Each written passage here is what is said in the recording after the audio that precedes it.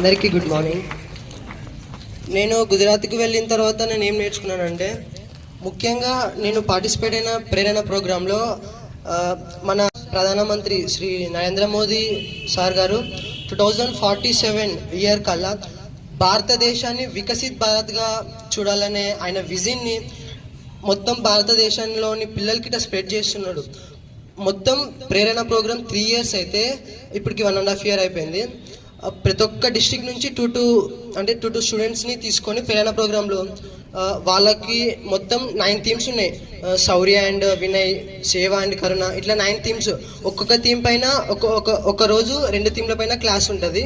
ఇంకా మిగతా టైంలో ఇట్లా విజిట్ ఏమన్నా ప్లేసెస్ విజిట్ చేయడం కానీ, అట్లా ఏమన్నా వృద్ధాశ్రమంకి వెళ్ళి వృద్ధులతో సమయం గడపడం కానీ, జంతువులకు వెళ్ళి సాయం చేయడం కానీ, ఇట్లా మిగతా టైంలో ఇట్లా సాయం ప్లేసెస్ విజిట్ చేసాము.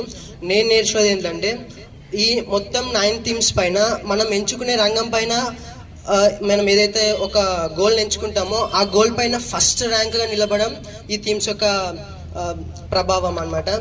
ప్రతి ఒక్క విద్యార్థి, డిస్ట్రిక్ట్ నుంచి వెళ్ళిన 2 విద్యార్థులు, ప్రతి ఒక్క విద్యార్థికి తను నేర్చుకున్నది ఎంతైనా సరే ప్రతి ఒక్క విద్యార్థిలో నేను నేర్చుకున్న అంశాలని ప్రతి ఒక్క విద్యార్థికి నేర్పుతానని నేను మాటిస్తున్నాను. అది ఖచ్చితంగా నేర్పుతాను. 2047 కల్లా మన దేశాన్ని, భారతదేశాన్ని వికసిత్ భారత్గా వెళ్తామని అక్కడున్న ప్రతి ఒక్కరికి మాటిచ్చొచ్చాను. Thank you.